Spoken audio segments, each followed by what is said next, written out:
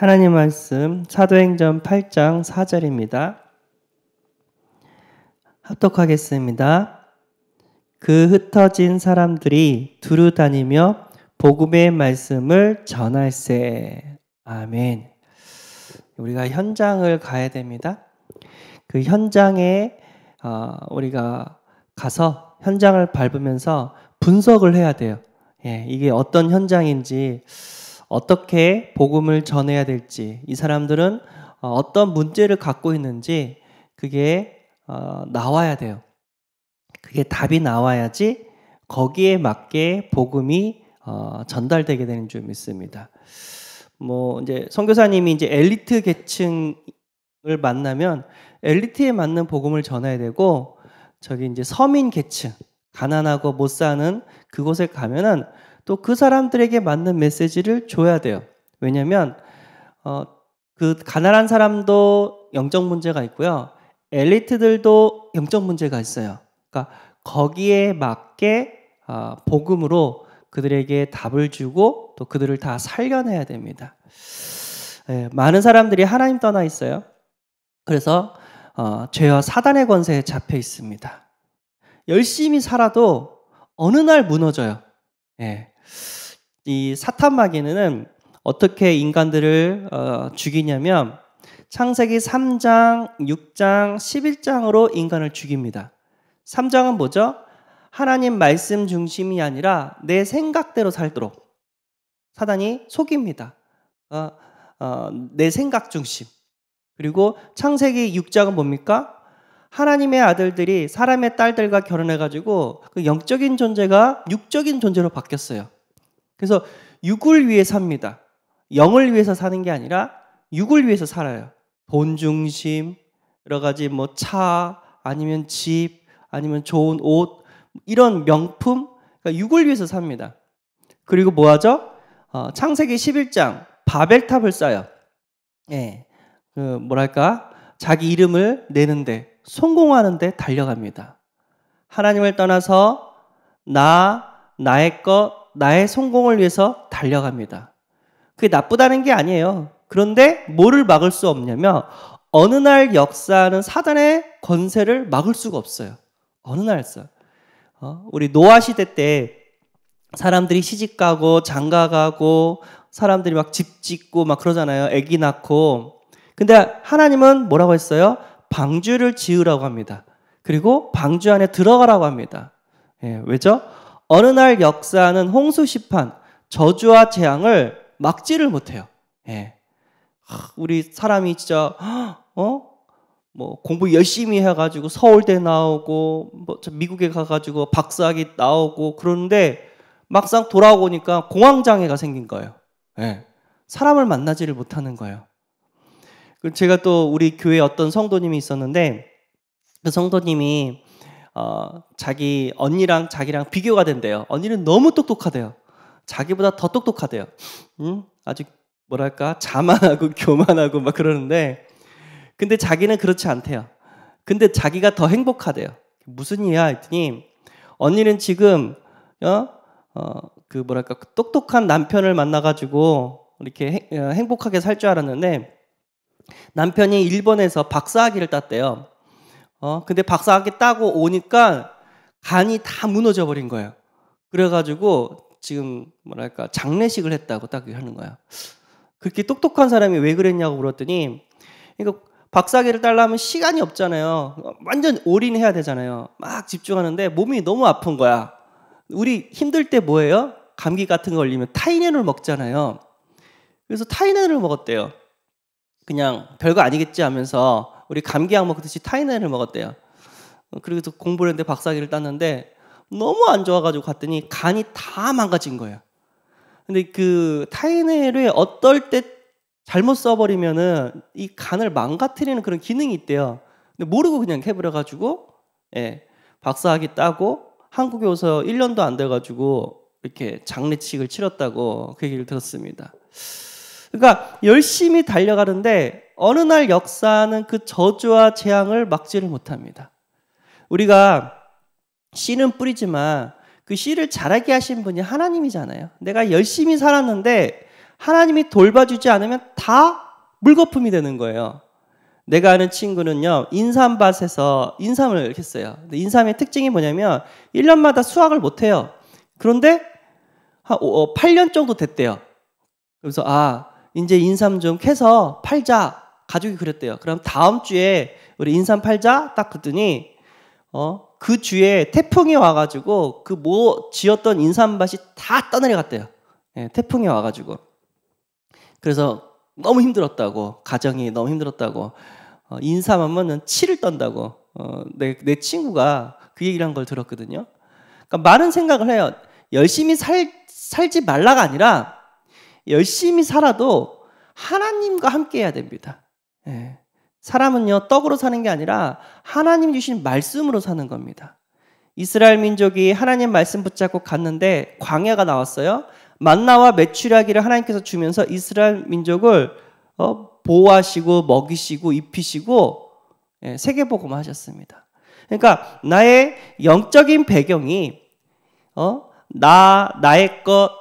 나의 성공을 위해서 달려가게 만드는 사탄이냐, 아니면 하나님 말씀으로 하나님과 함께하며 세계복음화를 하기 위한 하나님의 나의 배경이냐, 이게 중요하다는 거예요. 어느 날 무너지는데 그 무너지는 걸 막을 수가 없다는 거예요. 예. 나의 배경이 하나님이 돼야 될 줄 믿습니다.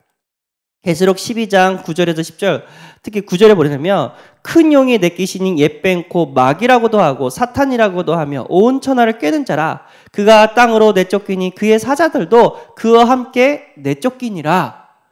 이 땅에 사탄 마귀가 왕노릇하고 있단 말이에요. 예? 운명과 사주팔자를 갖다 줘서 어느 날 무너뜨린단 말이에요. 여기에 선행이 답이냐, 여기에 율법이 답이냐, 여기에 신비가 답이냐, 여기에 민주화 운동이 답이냐, 아니라는 거죠. 오직 예수 그리스도만이 사단을 꺾을 수가 있어요. 저주와 재앙을 막을 수가 있어요. 그리고 가문의 병행이 있어요. 출애굽기 20장 4절에서 5절, 특별히 5절에 보냐면 그것들에게 절하지 말라.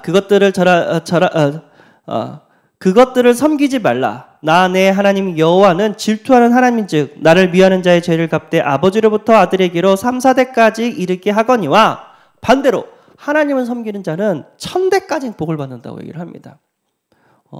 3, 4대까지 벌을 받는다고? 그 얘기는 무슨 얘기냐면요, 하나님이 내버려 둔다는 거예요. 내버려 둔다는 게 가장 무서운 거예요. 하나님이 내버려 두면은 무슨 일이 벌어지냐면 마귀가 역사하는데, 그 마귀가, 부모를 괴롭혔던 마귀가 그 자식을 괴롭히고 그 자식이 또 자식을 괴롭혀요. 예, 이게 가문의 영적인 배경입니다. 그러니까 정신병이든 육신병이든 영적인 병이든 의사 선생님이 제일 먼저 물어보는 게, 가족 중에 이와 같은 질병을 가진 사람이 있습니까? 그걸 제일 먼저 물어봐요. 신기하게도 있어요. 우리 할머니가 그래요. 우리 아버지가 그래요. 우리 엄마가 그랬어요. 이게 온다니까요. 예. 그 정신병이 그 자식한테 넘어가고, 그 육신적인 병이 자식한테 넘어가고, 그 영적인 병이 자식한테 넘어가요. 그래서 할머니가 무당이면 딸이 무당이고, 아빠가 폭력적이면 자식이 폭력적이고, 가정이 이혼하면 자식들도 이혼하고, 왜 이런 문제가 계속해서 끊이지 않나? 어떤 분이 그랬어요. 아버지가 너무 폭력적이고 너무 가정을 괴롭히고 도박을 좋아하고 아들이 치를 갈았대요. 아빠면 그냥 짜증이 났대요. 나는 아빠처럼 살지 않을 거라고. 그리고 아빠를 떠났대요. 시간이 지나고 아빠 나이가 되니까 아빠처럼 똑같이 행동을 한대요, 자기가. 아빠가 그 안 좋았던 그 모습이 자기한테 그대로 다 나온대요. 너무 신기하다고. 야, 어떻게 너는 네 아버지를 똑같이 닮았냐? 근데 그 사람은요, 그 말을 제일 싫어해요. 우리 형이 그래요. 우리 형이 제일 싫어하는 게 아빠 닮았단 말이거든요. 근데 닮아요.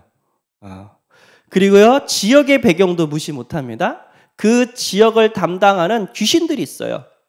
네, 그 지역에 어떻게 사단이 역사하는지 그걸 보고, 또 전도하기 위해서는요, 그 지역의 역사는 흑암의 권세를 먼저 꺾어야 돼요. 이게 꺾이지 않으면 5만 가지 사단이 공격하면서 전도를 못하게 합니다.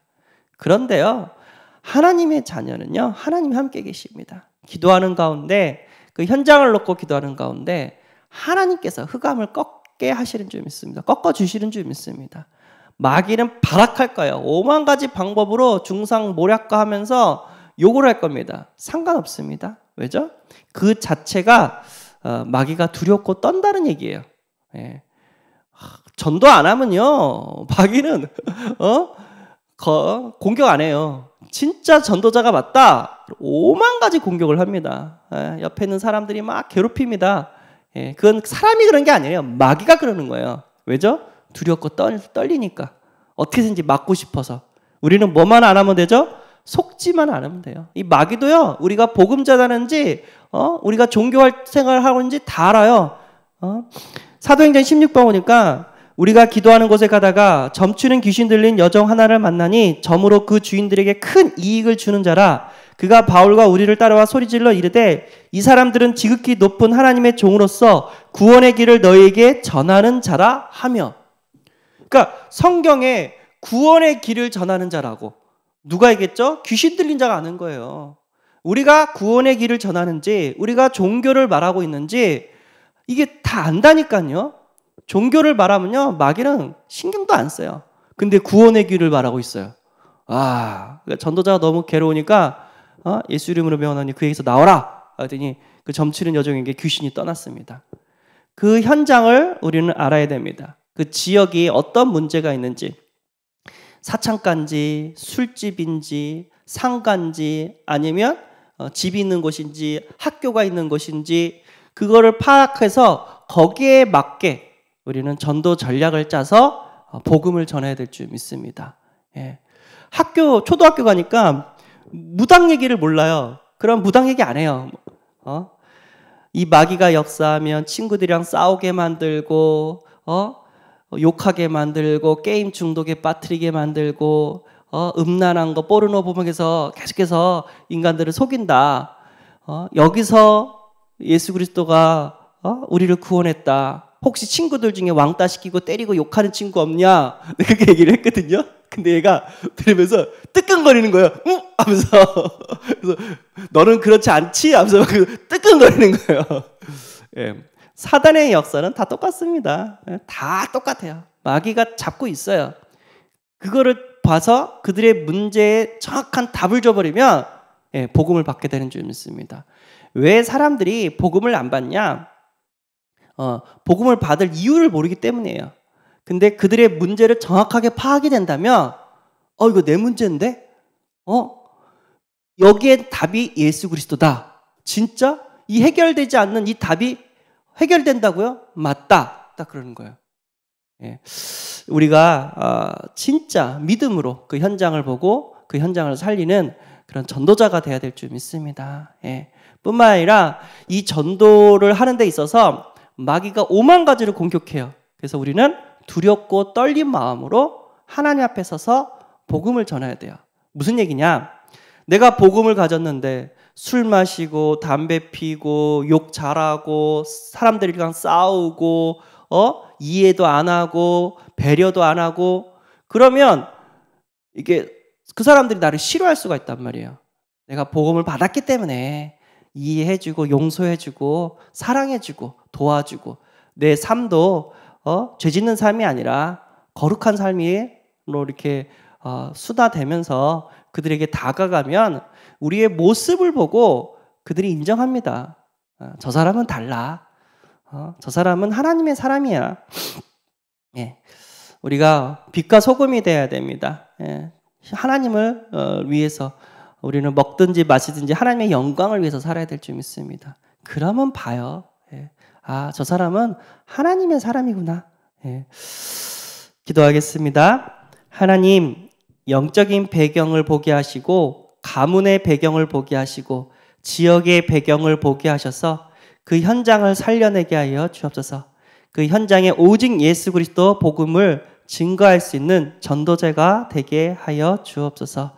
우리 주 예수 그리스도의 이름으로 기도드리옵나이다. 아멘. 하늘에 계신 우리 아버지여, 이름이 거룩히 여김을 받으시오며 나라의 임하옵시며 뜻이 하늘에서 이룬 것 같이 땅에서도 이루어지리라. 오늘날 우리에게 일용할 양식을 주옵시고 우리가 우리에게 죄 지은 자를 사하여 준 것 같이 우리 죄를 사하여 주옵시고 우리를 시험에 들게 하지 마옵시고 다만 악에서 구하옵소서. 대개 나라와 권세와 영광이 아버지께 영원히 쌓옵나이다. 아멘.